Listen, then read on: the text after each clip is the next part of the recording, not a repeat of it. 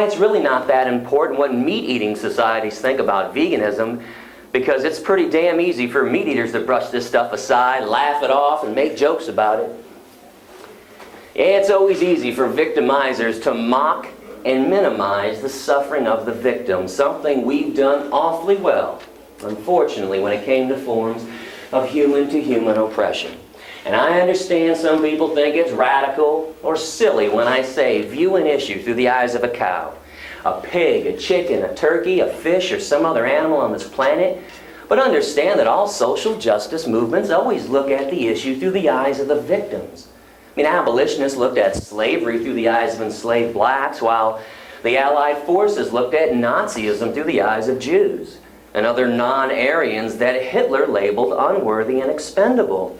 If you utilize empathy, man, it truly allows you to understand the injustice without overanalyzing the issue. Please do not overanalyze and overthink what I'm talking about tonight. There's just no need to. This is simple stuff. This is compassion, decency, and mercy and kindness.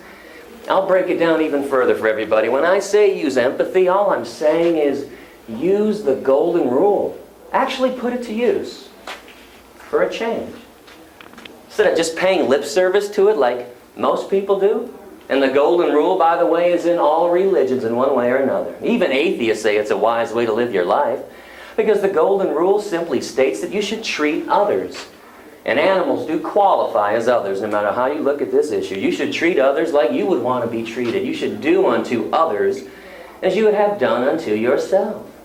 And since no one in this classroom, I'm positive, wants to be treated the way we treat cows and pigs and chickens and turkeys and fish and most other animals, again, there's no reason to allow speciesism to continue unabated. Now, I have to drive this point home a little further about discrimination, because so many people have a hard time comprehending the fact that humans are acting in a vile, discriminatory way towards the animals that they share this planet with. But as the speech goes on, I sure hope you start to figure out that the same exact asinine and idiotic and vicious and vile excuses and rationalizations that people always use to oppress, enslave, and kill the animals, they are the exact same asinine and moronic excuses that we have used to oppress, enslave, and kill each other. Whether it was whites over blacks, Latinos and Asians, men over women, straight people over gay people, all the religious hatred, the religious wars that have been going on for thousands of years. You know, a sad comment that I hear a lot when I travel this country, and I do a lot of lecturing nowadays, around 250 talks a year in 20 states to around 10,000 students. I hear a lot of people make a comment like this to me. Hey Gary, well man, your speech was pretty tight, man. You surprised me. You make a lot of sense and you do make some pretty great points, except you're talking about animals. They're just fish. They don't look like us. They don't act like us. They don't think like us. So they don't deserve any moral consideration whatsoever. They don't deserve their right to be free and their right to bodily integrity. Well, the problem with that line of thinking, when you go back a couple of hundred years ago in slavery America, and activists like William Lloyd Garrison and Frederick Douglass were trying to abolish slavery, what do you think the majority of white people were saying about blacks? Oh, come on, they're just blacks. They don't look like us. They don't act like us. So they don't deserve any moral consideration whatsoever. They don't deserve their right to be free and their right to bodily integrity. Go back 87 years ago, before the 19th Amendment was enacted giving women the right to vote. When women were trying to obtain their equal say in society, what do you think the men were constantly saying? Oh, come on, they're just women. They don't look like us. They don't act like us. Not as smart as we are. Not as strong as we are. I always love that form of logic from men. Not as strong as we are. So they don't deserve their equal say in society? The moment we start playing this asinine fill-in-the-blank game. Fill-in-the-blank game goes like this. They're just blacks, they're just women, they're just homosexuals, oh, they're just immigrants, they're just Mexicans, they're just Iraqis, they're just animals, they're just cows, and they're just fish. It is an asinine, stupid, and invalid excuse to harm somebody else. To commit acts of cruelty and injustice against someone else. Peaceful, compassionate ways of being unjust do not exist. And that's because violence is violence. Cruelty is cruelty, discrimination is discrimination, and premeditated murder is premeditated murder, even if the victims only walk on all fours and have fur and feathers and horns and beaks or gills. I hope you didn't really believe that happy cows come from California and animals sing and dance on the way to the slaughterhouse and wind up at the grocery store all magically wrapped in plastic. It is amazing the things that we do to animals on a daily basis. And we have the audacity to think that we are civilized.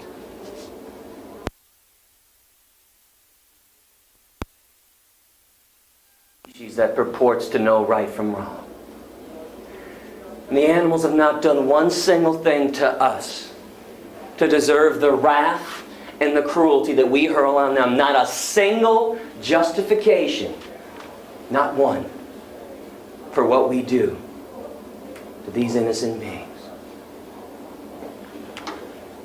I want to let everyone know that around 11 years ago, when I was still consuming the cut-up corpses of dismembered animals, and I am not being dramatic when I say that, I'm just fed up with the lies. I am.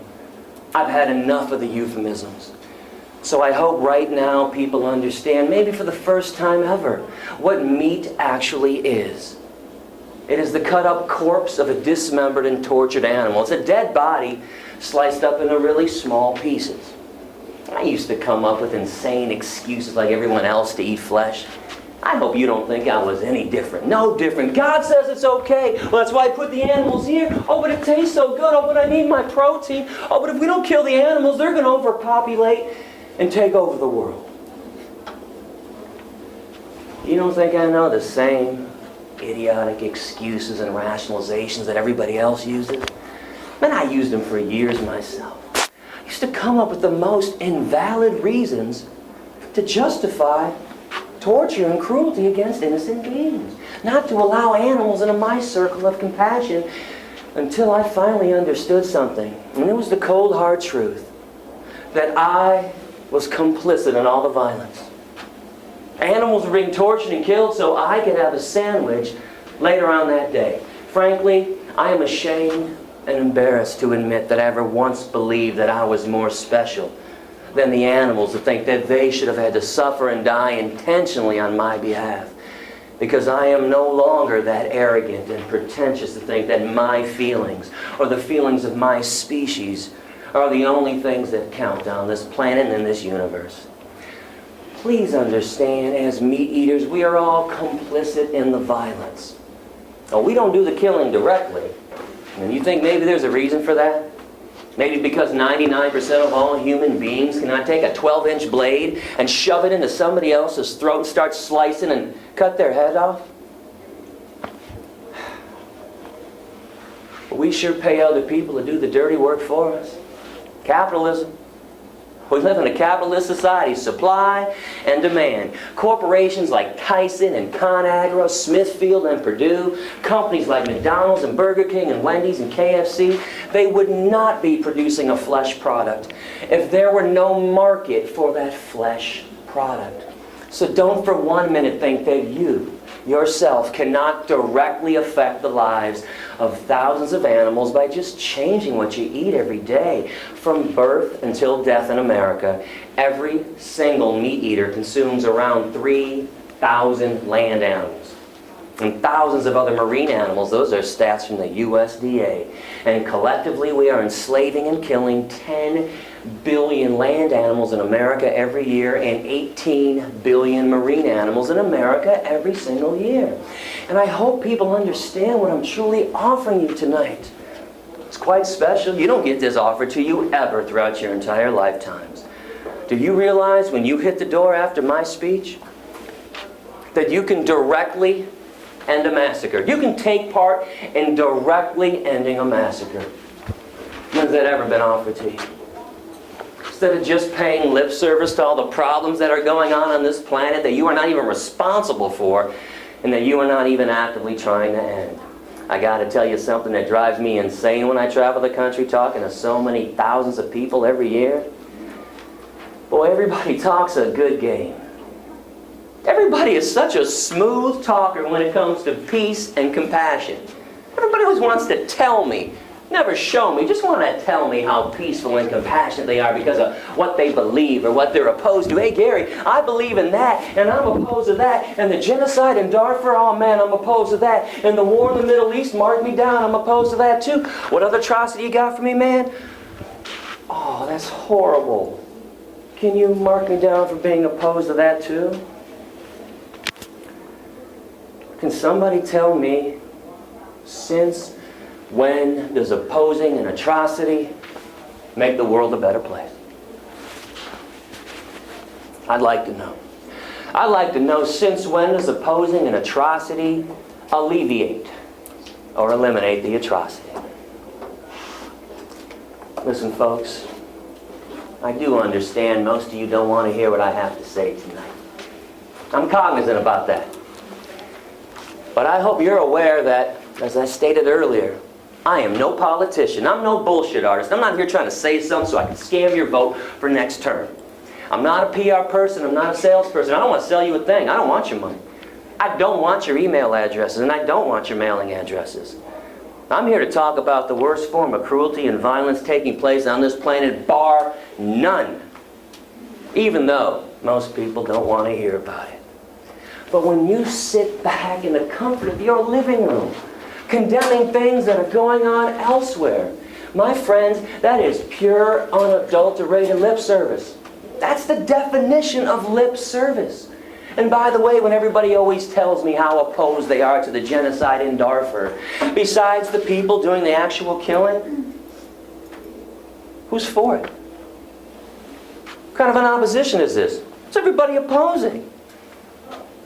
I got news for you. Unless you get on a plane and fly to the Sudan to help stop the genocide there, your opposition right here doesn't mean a damn thing. Not a damn thing. But this is a chance to walk the compassionate talk that everybody's always talking about. This is a chance to show others how truly peaceful you are. This is a chance for a personal revolution, to leave your mark on this planet, a very light mark, while you're here by causing the least amount of harm. Veganism. And this is so blasphemous to me in so many ways, this God complex that we have, deciding who gets to live and who gets to die, who gets to procreate, when and where. I don't even know where to begin with this condemnation. I don't. But I'm going to start by saying this. We are not gods. And we are not angels. Do I have to remind everybody about the things we've done to each other? Cambodia, Armenia, Serbia, the Inquisition, the Crusades, Holocaust, slavery, apartheid, Rwanda, Uganda, killing of Native Americans, burning of witches, Virginia Tech. Do I need to continue this list? Why people walk around acting like humans are the crown of creation? Why? Because we say please and thank you to each other? Because we open up the door for somebody else once in a while? Or maybe because we send out cards praying for peace on earth once a year. Just praying for it, because God forbid we should ever do anything to actually make it happen. But hey, every December, peace on earth to you. Hey, peace on earth, everybody. Hey, peace on earth to you. We have taken away so much from the animals because of our selfish, barbaric habits, rituals, and traditions, and convenience, and of course the root of all evil, profit, money. We've taken away their right to be free. I do not exclude myself from the condemnations that you are hearing. Listen to the words I use. I choose every word I use for a reason. I say we, humans, humankind. I'm part of all those groups. As long as my species does something atrocious to another, I take complete and full responsibility. I am not excluding myself from these harsh words. And you hear me saying these things because I am tired of people walking around with rose-colored glasses on thinking that everything's wonderful. It's not. Do you realize there is only one species on this planet and one species alone? That if you remove that species from the planet, The removal benefits every other species. All the animal species, the forest, the rainforest, the woods, the air, and the water. Everything on planet Earth, fact, not my opinion, fact, benefits if you take out one species. It does. If we're the only ones not living in harmony with the ecosystem, the only ones destroying its own home and taking everyone else down with us, the perpetual question I have is, why do people think we're so special? We're the complete opposite. We have strayed so badly from things that are normal and natural and proper, and it's time to get back on this path.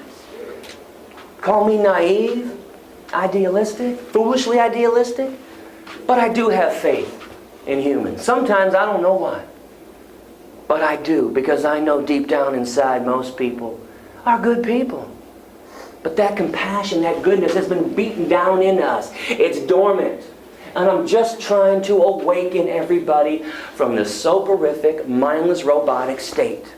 Do this, do that, eat here, eat there, pray here, and nobody thinks for themselves anymore. Everybody does what they're told, like good little automatons. There are two groups of people on this planet. The haves and the have-nots. The wealthy and the destitute. And I'm talking destitute. Not American destitute. Even our destitute people in America have cable TV and cell phones and running water. I'm talking third world destitute. When you look around this planet, what's killing destitute, impoverished people? Two things. Besides war, two things. Lack of clean water, dirty water. Lack of food, starvation. Starvation and dirty water. When did you ever hear of 10,000 Ethiopians dying from cancer? 100,000 Nigerians dying from heart attacks and strokes? Doesn't happen. Conversely, look to the affluent world, look to the Western world. What's everybody dying of? Heart attacks, strokes, cancers, and diabetes. Diseases of wealth. Diseases of affluence. What we choose to put into our bodies every single day that is killing us. I certainly know why people eat meat. We've acquired a taste for it, an addiction. It is the king of all addictions, by the way. Just so you know, cocaine, heroin, alcohol, cigarettes ain't got shit on meat, cheese, milk, and eggs. It is the king of all addictions. Look at the billions of beings that we murder, the ill health we bring into our bodies. The planet we're destroying, it is the king of all addictions. Now, I know we don't eat meat to be ethical. That's obvious. We don't eat meat to stay healthy. That's also obvious. And we certainly don't eat meat to alleviate world hunger. How come small groups of people always have to convince the masses why it's wrong to enslave, discriminate, or kill innocent beings? What's shocking is that the masses are always shocked when they're accused of acting inappropriately. It took 400 years to convince white people in America not to own black people. And another 100 years on top of that to end segregation. And if somebody wants to hang out after class and explain to me why those abolitions didn't take 2 seconds, I'd love to hear about it.